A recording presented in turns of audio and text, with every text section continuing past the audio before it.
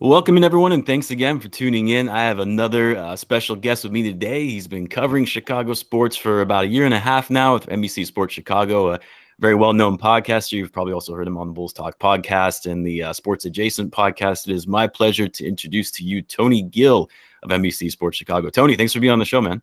So Jamal, thanks a lot for having me, man. Appreciate you reaching out with the cold call Twitter DM. That's why I leave my DMs open, man. Just in case. That's what I do, man. You know, a lot of times these are kind of shots in the dark, wondering if people are even going to respond. And I really do appreciate you taking the time, seriously. Now, there are a lot of topics that I always want to discuss when it comes to these type of interviews with Bulls insiders, because we have the NBA draft coming up later this evening. Obviously, a lot of focus is going to be on that. Now, of course, the Bulls, they're not going to be drafting in the first round unless, of course, we see some crazy trades go down where the Bulls would potentially try to trade to get a first round pick. But before I get into the Bulls selection and some potential prospects into the second round, draft night is generally a time where the league sees a lot of trades. And so I'm not as focused on, maybe the second round selection, but rather the potential trades that will be made. Do you expect that some aggressive moves will be made tonight by this new front office, kind of like what we saw at the trade deadline? With only a second round pick in hand and kind of this season, at least for the short term, kind of being cash strapped a little bit. I don't expect unless they get like insanely creative with the moves that they're going to make, which is possible. Teams have figured things out, with difficult financial situations. So I'm not completely throwing it out the window, but I'm just saying like the likelihood that they kind of, make a splash during the draft is, I think, minimal. I think they're just going to, do another draft and stash, potential draft and stash with this, because again, if their goals, they're kind of locked in with the Lavine and Vucevic thing. They're both all-stars, so that means it's time to win now. I don't know, unless, again, I'm not going to say unprecedented. Players have contributed across the draft to winning on teams, but the likelihood that a rookie comes in and makes a second-round rookie makes an instant impact on this roster is very unlikely. They were just trying to fill in the roster with a potential project, either overseas or something at the end of the bench that they can kind of incorporate slowly. But I think for the first time in a while, which is crazy, I don't think the Bulls are going to be making a big splash during this draft. Yeah, and that's the kind of the thing that we have to, remind ourselves of and set those expectations that even for those second round picks that ended up becoming amazing players, I think of guys like Nikola Jokic, Draymond Green, just to name a few, like, they didn't come into the league dominating right away. And so I see a lot of, my viewers and fans are saying like, hey, this is going to be a great pick for us. And this is going to, turn around the franchise. And it's like, this is a second round pick, guys. I think it's, we're excited because it's the draft. It's always fun to watch the draft. And because we don't have a first round pick, it's like, okay, well, what can we get with the 38th pick? But let's talk about that for a little bit though, because again, we do have the 38th pick tonight in the draft. Obviously it's really hard to predict, who's going to be available and on the board that late in the draft. But based on who's projected to go and land around that time, who do you think would be potentially a good fit or prospect for the Bulls that you're hoping will select? I haven't really done a ton of research on who's potentially going to be going around that time period, but would be curious to know what you think. Yeah, this is why I don't call myself a Bulls insider, more of a Bulls observer. It's like once you get to the back end of the second round, it's like, okay, everybody is in Googling. I'm the same way. Yeah, everybody is in Googling. Who is this person? Why do they think that they potentially could have drafted them based off, some highlights they saw on YouTube or, reading about some random article that somebody wrote about them. But yeah, one player that seems to be falling in the draft that I really like, and maybe the Bulls can make a play on, somebody I've been high on since he was in high school, is Sharife Cooper. Point guard out of Auburn. He's sliding, and I think it's basically because of his size. Now he is projected to go in the later first round, back into the first round. So if they do make a move and they sneak up to the top, I think you feel a need with that pick, and also think he's going to be a fantastic player coming out. But I think that's kind of like a pipe dream. trying to trade up back into the draft at this point. But to be perfectly honest, man, like as soon as they make the pick or as soon as some word comes out, rumors, you know how it goes during draft time, where people get the leaks on who teams are about to draft like 5 minutes before they actually make the selection. I think that's when I'll know, and that's when I think most fans and Bulls observers will know. Yeah, it's funny you mentioned Sharif Cooper, because a lot of people have been talking about him, but I just don't see him being available at that time. I know you said like he's sliding a little bit, but I think he's going to go a late first rounder most likely. But so free agency, let's talk about that a little bit.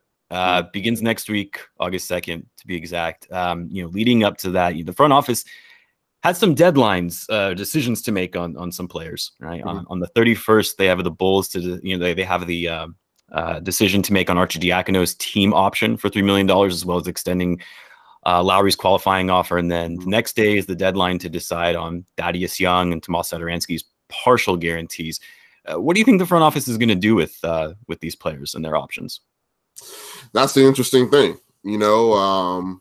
They will have more money to work with if they, obviously don't resign Lauri, don't pick up the options on Thad and Sato, but you also lose some things that particularly Thad brings to the team, which I think they find valuable. And their best player, Zach Lavine, finds valuable in Thad Young specifically. I think the Lauri marketing thing is kind of like a foregone conclusion at this point. I don't think he's going to be a Bull going forward. I think the biggest thing with Lauri is, do they do a sign and trade for Lonzo Ball specifically Lonzo Ball, just to he's the main guy that everyone's been talking about, right? Yeah, that's the main guy, and he's also a restricted free agent, so it would be all right if New Orleans were to pursue that to do the swap, or whatever team they do a swap with in terms of the sign and trade. But Sato, he's making waves. Teams are interested, especially after him performing as well as he has on the international stage and on the Olympics. So I think that's kind of up in the air. I mean, if they don't have a solution at point guard, Coby White is still going to be out for a little bit with his shoulder injury. So as it currently stands, Thomas Satoransky is the starting point guard for the Bulls. Right. And again, his contract is partially guaranteed.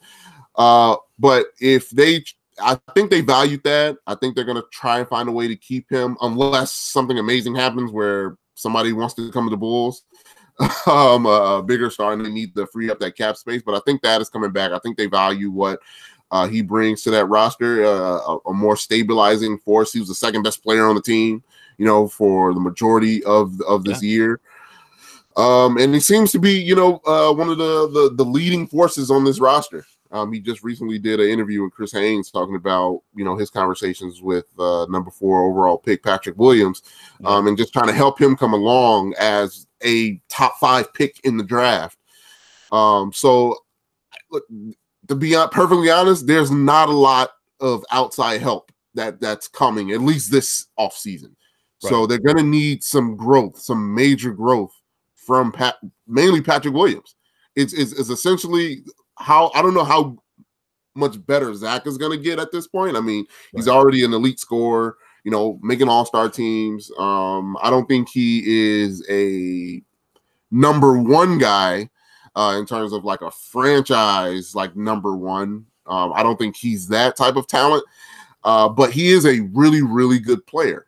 And right now he's your best player. So you need to complement him with better play around him. And it's all on Patrick Williams. So in order for the Bulls to actually see a lot of success going forward and get that playoff berth, Patrick Williams is going to need some growth. Lauri Markkanen is probably not going to be here, so they need to find a replacement for him via trade or sign and trade. That I think he'll stay, and Sato, I just simply don't know at this point. Right. I like that you mentioned the Zach Lavine, not being a number 1 option, but not having it be a knock on him. So I've been saying that for a while now on my channel, and it's probably one of the biggest critiques that I get. It's like, how can you say Zach LaVine is not number one option on a contending team? And I'm not saying that he can't get there, because again, he's only 26. He still has the ability to develop and grow even further.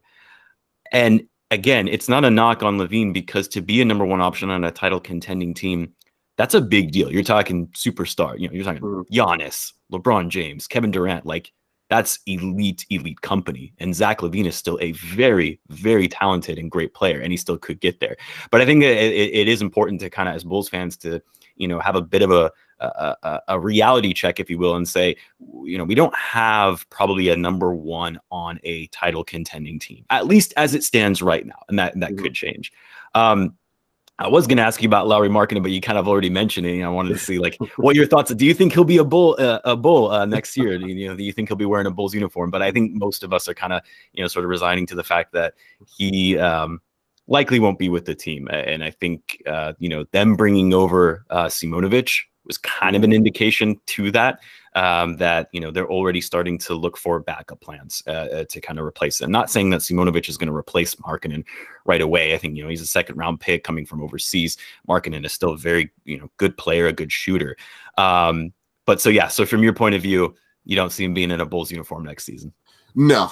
I think it's too far gone at this point. I mean, you saw it like in seasons where it's just mentally he just isn't there. Yeah, and isn't aggressive. And look, nobody's gonna force you to be aggressive. Like there's no excuse for him not to be aggressive on this team. There was literally nobody, really, and since he's been here, that can take away touches outside of Zach LaVine.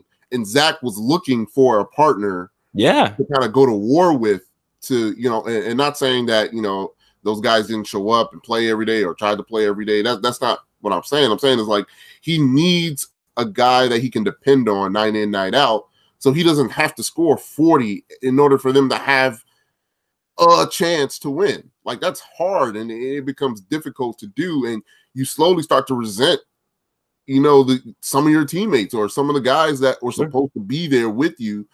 It gets annoying when you come in, you look at the box score, and I got 30. Coby, he had like 15. Lauri Markkanen had 5 shots. Right. Like, it's like, come on. That's how I was looking at the box score as a fan, right? And it's like, imagine you're on the team. Yeah, for sure. Yeah, it's like, the meme with the guy with the stick. He's like, come on, do something. Like, it was like that, hoping and wishing. And then on the off chance that Lauri did have a good night, you're like, oh, okay, maybe he can string a couple of these together. And then the next night, he'll end up with like 4 shots. And it's like, we can't keep doing this over again. There's something obviously that you don't want to do here, and it's not working out, because you're supposed to be, you're the 7th pick. The trade was around him, not Zach LaVine initially. The trade was based around him and what he can do, being a guy that can shoot it from the outside, put it on the floor a little bit, can post up, can get to the rim and finish. No pun intended. Can finish with authority, and that aggressiveness just wasn't there from game to game. And I thought the new regime and the new coach could get it out of him, and obviously that didn't work. So when you're with multiple coaches, multiple regimes, and I know that's difficult, changing coaches and changing philosophies and changing flows of the game. I know that's difficult, but one thing that should not have been Zach, no matter what coach was here, Zach was being aggressive. Zach knew the type of talent he was. Zach was being aggressive. No coach under any circumstance is going to be angry at one of their better players being aggressive despite the system. Lauri was just kind of go with the flow. Well, I'm just going to do what I'm told. That's not what building blocks do. I've never seen a building block, no matter what coaching situation they're in, say, well, I'm just going to do what, whatever I'm told. If I got to stand in the corner, that's what I'll do. No. The best players on teams go get theirs. He just never got that. Maybe he didn't like it here. I don't know. Maybe he'll do that with another team, but it just wasn't happening here. And that's the thing, Zach LaVine, that aggressiveness, that allowed him to just get better and better every season. Like I even said, like last season, I was like, I don't know if Zach's really, is he going to get better? Because he had such a great season last season, even though it was, kind of a disaster of a year with Jim Boylan and everything like that. And then he even got better, right? And he scored at a much more efficient rate. He became an all-star. Mm-hmm. So yeah, you're right. It's sort of a testament to, a player. Do they really want it? And they kind of have to be aggressive if they really, really want to continue getting better and show that they want to be with this organization. But I want to talk about a recent trade that was announced earlier this week. I think it was on Monday. A trade that involved the Pelicans and the Grizzlies, one in which the Pelicans used to free up some cap space to have more flexibility going into free agency, whether that be to match offer sheets for Lonzo Ball or potentially go after another free agent, Kyle Lauri. That's kind of been the most common theme rumor for them. Do you think this move signaled that getting Lonzo Ball, who's really been just the most talked about point guard for the Bulls and who they're considering, do you think that this signaled that Ball is going to be harder to get than initially anticipated based on that, transaction that the Pelicans just recently made? Yeah, I think, Lonzo, he certainly improved this last season, which made him coveted. If the Bulls want him, other teams want him. Like, that's how I kind of figured. Like, the Bulls haven't been like a top tier destination anyway. So if the Bulls want them, then obviously other teams may want him. And it's all going to come down to money. He's a restricted free agent. Can the Bulls offer him the most money on that offer sheet? And you also got to think, okay, if they do offer him the most money, now your foundation, and is, again, no disrespect, but just think about this, Bulls fans. Your foundation is Lonzo Ball, Nikola Vucevic, and Zach Lavine going up against the three in Milwaukee, the three in Brooklyn, what's going on in Atlanta, whatever happens with Boston. And if you get past them, now you got to face whoever comes out of the West. Do you feel comfortable as that being your big three versus everybody else's big three? Yeah. And those are long term outside of Vooch, whose contract is obviously it's his salary, I think, per year is going to be decreasing over time, like descending. Right. Like $2 million each year, which helps a little bit, but for the next 2 to 3 years of Zach Lavine's prime, that is the core going up against those teams. I don't feel comfortable with that. No, so that's another thing to consider. Like, of course, the Bulls want to make the playoffs this year. It's a number one priority is to make the playoffs, which is great. But they also have to consider, which is something that, that's a larger conversation. We can get into it if you want. That Mark Eversley and Arturas Karnisovas, I think, pushed the button on starting their winning window a bit too early, in my opinion. I was prepared to give them the full length of last season to figure things out. Right. Partially, I would have been kind of okay if they would have kept Jim Boylan for the year. Like, it was a wash year. Sure. It was a wash year. Yeah. And I was prepared to give them that room to learn this roster and to fix it gradually.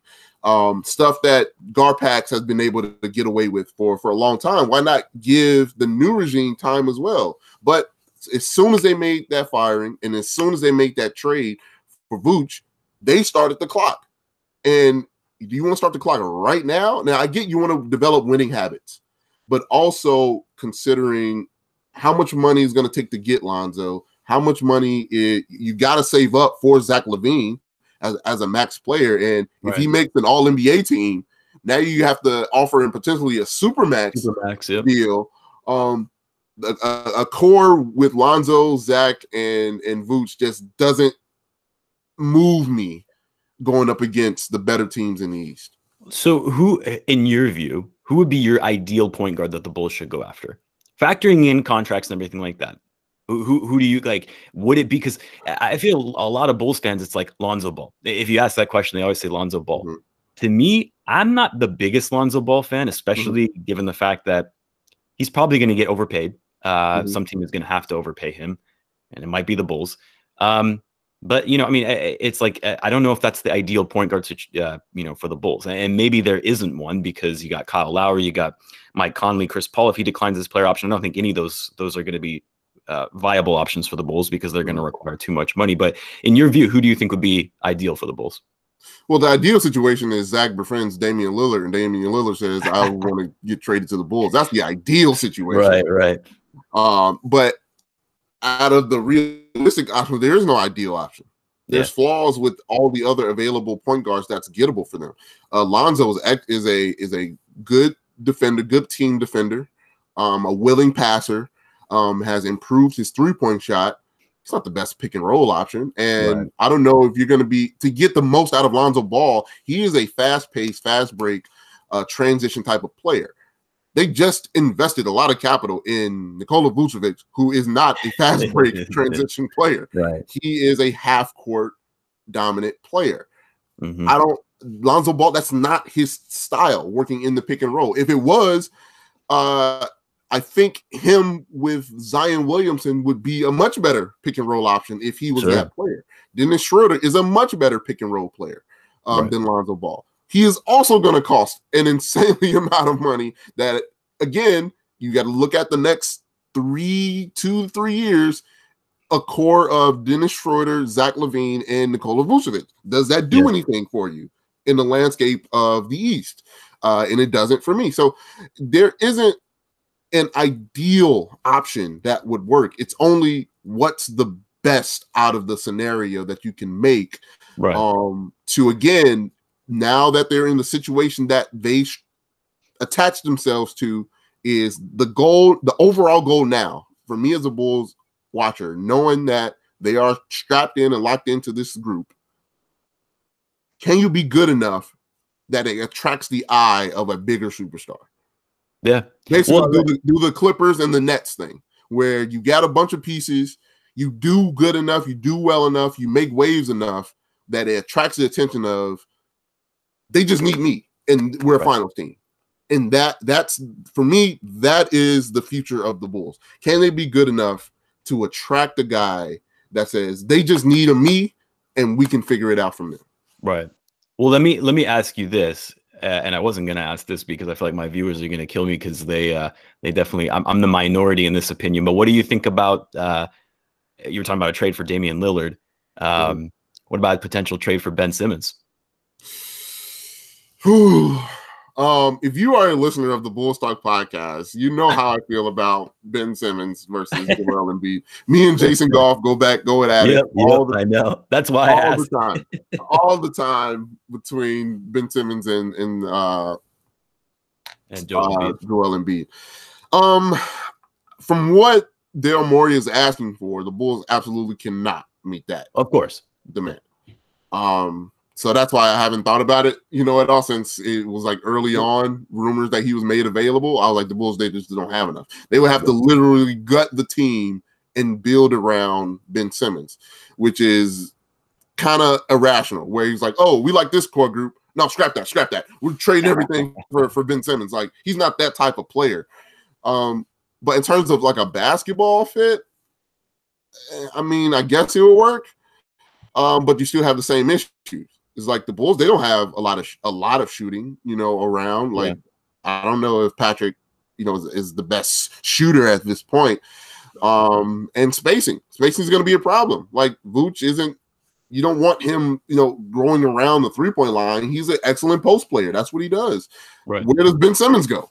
Like, again, the team has to be so specific to get the most out of Ben Simmons. You can't just build on the fly with Ben Simmons. Everything has to be built around him. And in order for that to work with the Bulls, they would literally have to gut the whole team in order to get the most out of that. And I don't think they want to do that. Yeah. Well, and that's the thing is, like, as of right now, no, absolutely not. Maybe based on what, the rumors are around what the front office is wanting for Ben Simmons, you can't go for that. The only thing I see it as being a potential, and I was talking to Casey Johnson about this as well, is that I think that they're just going to wait, try to get the best offer. It doesn't come around. And then they realize the season is about to start. And they're like, well, crap, we really can't have this guy on our team. And then they're going to start having to field lower offers. And if you're able to get a guy like Ben Simmons for very low value, I'm talking, you don't have to give up Zach Lavine. You don't have to give up Vucevic or even Patrick Williams. I kind of consider those guys to be the 3 untouchables, if you will. I know that sounds completely unrealistic right now, and it is. But maybe when we get closer to the season, if Ben Simmons still hasn't been moved, I don't know. It could be a potential option. And I think it helps you in terms of, your defensive deficiencies that you have with Ben Simmons. Simmons would be put in a different type of situation than he is right now in the Sixers and not be relied so much upon when it comes to scoring, because you already have Lavine and Vucevic. I don't know. That's just how I see it. I think you're right. As of right now, it's unrealistic, and you absolutely should not trade Zach Lavine for a guy like Ben Simmons. But it kind of goes back to the question I was asking. What's the ideal point guard? There really isn't one. And I think even when you're looking at trades, even for someone like Ben Simmons, obviously Damian Lillard would be amazing, but that you really would have to gut the whole team to actually make them. Yeah. The other issue with Simmons is the contract. You're talking about 4 years of a lot of money. So yeah. I mean, and what's funny too about Ben Simmons? Like, of course, defense is extremely important. Yeah, but investing in all defense, I don't think you're getting the returns on investment. Sure. I think having an elite defender is it's a luxury to have. It's a luxury to have the defense of Jrue Holiday when you have a guy that can get you 50 and 40 in Giannis and a potential 30 in Chris Middleton. That's a luxury to have. To make that a priority in a offensively driven league, I think is ridiculous. And I think it doesn't work in the modern NBA where he's like, oh, yeah, you get this all-world defender. Yeah. That's cool. I don't want to pay him, $140, $150 million just to play defense. Like, no, I need some offense in an offensively driven league. All the rules help boost and promote offense to a guy that doesn't want to shoot. Yeah. So he's a good playmaker. He gets the most threes out of his teammates, I think, in the league, according to advanced statistics. But it's just, I can't see him on a team that is finals ready if he doesn't shoot. Yeah, at least shoot free throws, right? So that way you're not relying on people hacking him and getting a possession out of that. No, totally get you. I know we're almost at time. I know you got to run, but I wanted to ask you one more question. We're talking about point guards. A lot of people have been talking about Derrick Rose and the potential of a return to Chicago. Do you think he fits this Bulls roster? And what do you think it would mean for the city of Chicago for him returning? Yeah, Derrick can be definitely a huge help, especially for instant offense, instant playmaking to this roster. But it's like, I think it's okay that he doesn't come here. Like, I think it's okay for him to be loved and not be here. Sure. Obviously, I mean, there's mixed emotions about Derrick. Considering what has happened in his past, and not on the basketball court, I'm talking off the court. But if he's available and it's for a decent enough salary, why not? But I would lean towards just let Derrick age gracefully somewhere else. Like, he doesn't have to come back. The Bulls have a bad habit in prior regimes of trying to rehash players and older players, and maybe you get something out of them. Right. This is a new regime. The Bulls should be, and Bulls fans should be focused on the winning aspect, what's best for the franchise and the health of the franchise financially and roster wise. And bringing back Derrick, I don't think completes those missions. It's only a feel good thing. And in order to be a good organization and a healthy organization, you got to move past feel good things and actually do things that can help benefit for the long-term health of the team. And the stuff that he can bring to the court is certainly tangible, but I just don't think that, it's an avenue that we should reinvest time in. Yeah, I 100% agree with you, and I know it's a lot of thing that other Bulls fans they don't like to hear, because it's like, Derrick Rose, we love Derrick Rose. You're right, it's a feel good thing. It's a nostalgia story, but I think Derrick Rose is happy where he's at right now in New York. Playing with Tibbs again, and I just want the guy to do well. I want him to be happy, and play for a contender, man. What's that? Go play for a contender. Go be Bobby Portis of somebody else's championship team. Yeah, exactly. Like, I would love to see him win a title. I I obviously wish him the best. If he comes back and plays for the Bulls, great. But I think, yeah, it's like you're just doing it for the feel good, not necessarily for like, oh, he's going to be the game changer for this roster. It's not at this stage in his career. Anyway, I know we went over time, Tony. Really appreciate it, man, for taking the time out of your day to be on the show. Would love to have you again sometime, later on, midway through the season or something. We can catch up again and just see where things are at. It drafts tonight. Fingers crossed. We'll see what happens if any trades get made, and then free agency coming up soon. This team's going to look pretty different here in a couple weeks. But thank you, Tony. I really do appreciate it, man. No problem. Thanks a lot for having me anytime.